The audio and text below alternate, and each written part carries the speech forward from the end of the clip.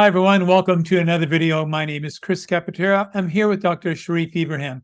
On today's video, we're going to be talking about weight loss, lapse or relapse. A lot of people will come in and say, hey, you know what? I lost 100 pounds. And you see them a year later, and that weight's on and maybe even a little bit more.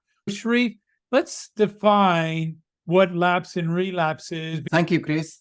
It's very important to make a definition of lapses and relapses, because these are really very common when we are talking about weight management. Most of the time, people start the program, and as you said, they agitate between keeping on the program and going off a little bit. When that happens, say a very short period of time, then we call it a lapse. But when they go off the program completely, back to square one, then this is a relapse. And the relapse, that means they are going back to the same pattern where they had been in terms of their eating habits and their lifestyle. As you said, they're falling off the wagon completely, and they have to come back again. So essentially, with the relapse, they're back to where they were before they started losing weight. The habits that were there before are back in place. The lapse, we all have a lapse. We have a cheat day. We go out for dinner with someone. We eat the wrong food, but that relapse is back to square one. So what's the underlying cause? We have a number of them we want to talk about. First one we have here is talking about the personal, the self-esteem. Yeah, I think the self-esteem and the self-image is very much important for achieving any program. And that is due to the fact that most of these people who have got self-image or self-esteem issues, they are usually full of negative emotions. They are full of shame and guilt. And they always find difficulty to stick to any sort of program. And their expectations is always low. Unless they love themselves, they find difficulty actually to achieve anything. The other self-issues, some people live in what is known as autopilot. For example, leaves home in the morning, they go towards train stations, and before they reach the train station, automatically, without even thinking about it, they go into the cafe that they're very big, delicious donuts, and then he will collect his big cup and take the train to work. This all happens subconsciously. This person is on autopilot, so he is not having any control about what he's doing. I remember there was an office that I used to go to, and every morning this young man would show up with a bag from McDonald's. I said, where are you going to get that? Because there wasn't one close by. He says, oh, my car knows how to get there. I said, what do you mean? He says, well, I go every morning. He says, it's like autopilot. And now you said the word autopilot. So he doesn't even consciously think about going to get that breakfast. He just blames it on the car, and then he eats the junk food. Think about it. If you're doing that every morning and you're not even considering the junk that you're putting into your body, whether it's that delicious donut or the croissant or a juice full of sugar, that your body is by autopilot is having you have these lapses or the relapse. Sharief, the big one has to be environment. And right at this time, it's the holidays in the United States. They're coming up this week, and it is considered by many professionals to be one of the most stressful weeks of the year for many people. For someone who's tried so hard, there's a combination of things that can happen. If they have low self-esteem and they've been trying to lose weight all year, and they go home and the mother says, oh, you look fat, not only the environment, but also self-esteem. You're talking about the triggers here. The triggers are very common, and there are quite a few triggers around us. When you walk on the street, there are some restaurants around, and people can see or smell food while they're walking. And that is a very attractive thing to lead to lapses and relapses. Commercials on the TV. Most of the time, people sitting on the TV and seeing all these commercials about crisps and chips and chocolates, and they go and pizza. And pizza, and they go and buy and order and do that stuff straight away. And as you said, for example, going out with friends, That is also very tempting because you just really go with the flow. Here, you take whatever the friends would suggest. And most of the time, everybody will think that this is like a very good time to relax and do whatever you would like to do. So you eat the food which you love to eat. And as you said, the holiday season, you are taking this opportunity to relax to the maximum. And so you go for the bad food because of the taste. As you said, this is the time you're going towards Christmas. And this is another really very big opportunity for people to lapse and relapse. Lots of feasting at this time. And it's interesting, you mentioned the advertisements in North America now, and I don't know if this is happening over in the UK, but I was watching American football. That's the one where they smash into each other. And while the game was on one side of the screen, there was a pizza commercial.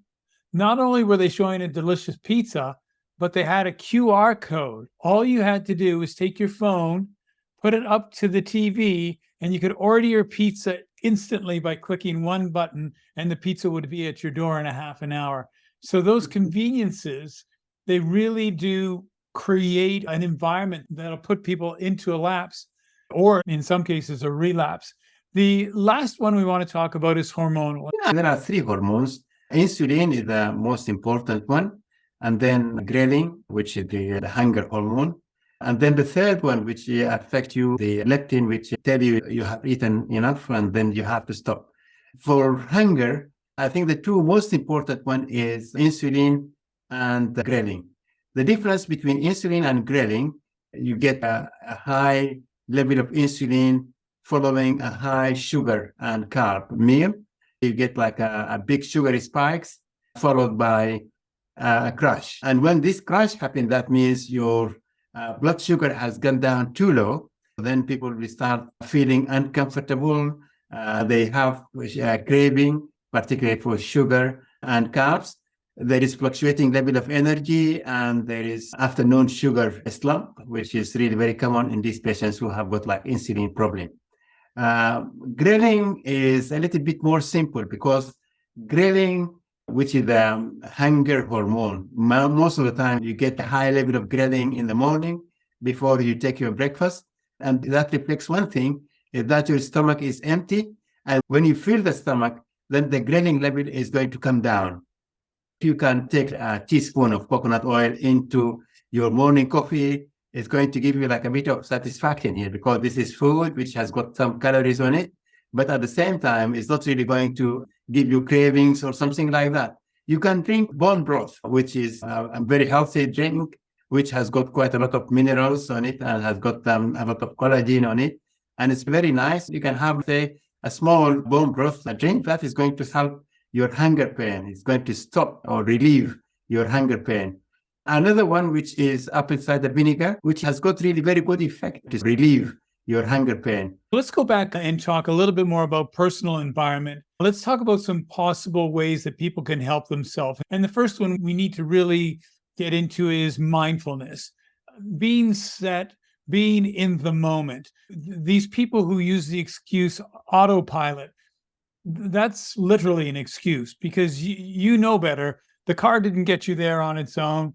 You didn't walk in the door to the coffee shop and the donuts didn't pop into a bag and in your hand.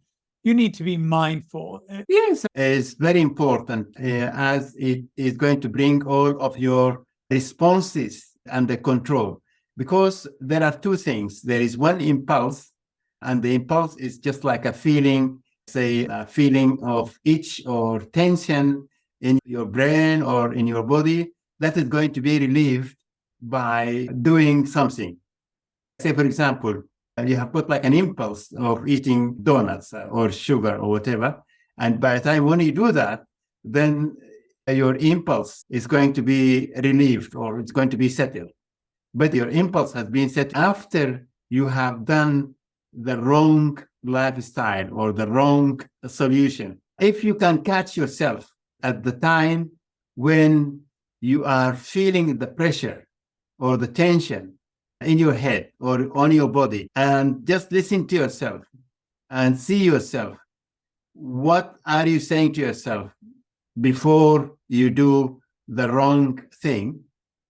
then you will be able to actually to control that. And if you are controlling that and make it conscious, if you convert the unconscious or the subconscious feeling into a conscious feeling, and make sure that you see your response is going to be different. You're going to make a good choice, which is going to help your health in general. Late at night is a common time when a lot of people have this impulse that hits them for a snack. Oh, I think I'll have a snack. But are you actually hungry? This is what you have to ask yourself. Do you need fuel at this moment in your life? At half an hour before going to bed, should you go and have a sandwich? Should you take out a turkey leg and eat it? Should you eat sweets? And the answer, very often, you're tired. You might be a little dehydrated, but your body certainly doesn't require fuel in that form. It doesn't require you to ingest these things in order to have a good night's rest. Actually, quite the contrary. Should you be mindful and say to yourself, you know what, I'm really not hungry. Maybe I'm a little thirsty, but I'm definitely tired. It's time to go to bed. And that's a big thing. A lot of people will grab a late night snack.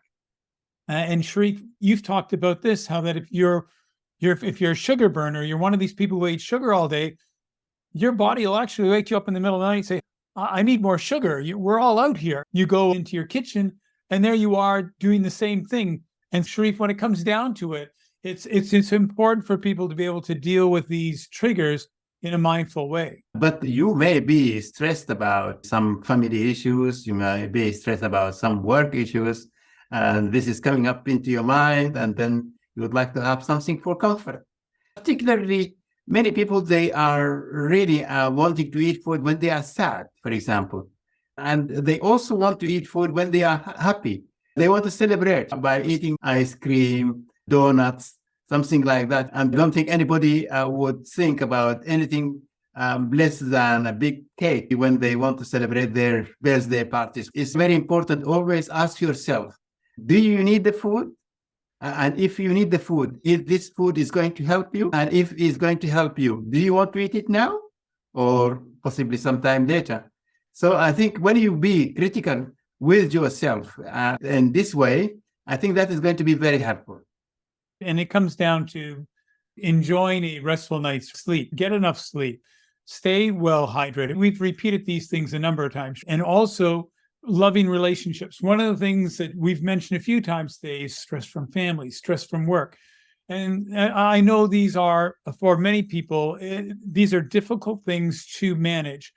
But when you internalize it, when it's about you, and it's only about you, it's a little easier to manage. When you're trying to manage everything externally, family and all these stresses of work, I understand how that can be overwhelming. But if you can internalize it and say to yourself, right now, am I hungry or am I stressed? And unfortunately, many people will say, oh, no, I need the food. It calms me down. I feel calm for a while. For as long as it's on your taste buds, does it calm you down? The minute you're done eating, you then have that relapse moment or lapse moment where you're like, oh my gosh, I didn't really need that. I really shouldn't have eaten that. Then there's guilt. Then there's frustration. So the simpler thing is, as Sharief said earlier, get ahead of this. As that urge starts to come towards you, be mindful, be aware of it, realize it might be hydration, it might be time to sleep, or it may actually be time to eat. And if you're going to do that, then eat real food. Don't go and have some sugar or crisps or something that are going to turn into sugar, or chips, like we call them in North America. Take the time to prepare proper food, ingest that, and then be done with it. Then get on with the rest of your day, or in the evening, get on to putting your body to sleep so that you're rested. The next morning, the cycle starts again. Any final comments, Sharief? Yeah, I think as you mentioned, you go back to Mother Nature. In terms of your food, you have to go back to Mother Nature. And Mother Nature always has food which is low glycemic index, because when we eat food which is high glycemic index, it's going to give you, like, say, a sugar spikes followed by a sugar crash, and then you'll be hungry, and then you would like to eat. So that is going to push you in the wrong direction. A food which is high in fiber and high in nutrients is fruits and vegetables, nuts and seeds, and beans. These are the very good food, which is going to help you stick to your program. The other thing is, as you mentioned, is the sleep, because lack of sleep is always going to make you very prone to eat energy-dense, palatable food, which is not really very nice. And if you are not really sleeping early and you're staying up to late at night, then you have got more time actually to eat more food, and more food is going to stimulate your appetite more, and that is going to put your program in jeopardy. So it's the stress is very well known, and then the relation is really very important, because you see a healthy, loving relationship is really very important to help you to be successful in your weight management program and to achieve your healthy body weight. That's exactly it, Sharief. Proper lifestyle choices at the right time. Sharief, as always, thanks for your contribution. Thank you to everyone for watching, and we look forward to seeing you on the next one. Sharief and I appreciate you liking this video, and more importantly, remember to subscribe to this channel. There's a lot of content that we're going to be creating, and we don't want you to miss a single second of it.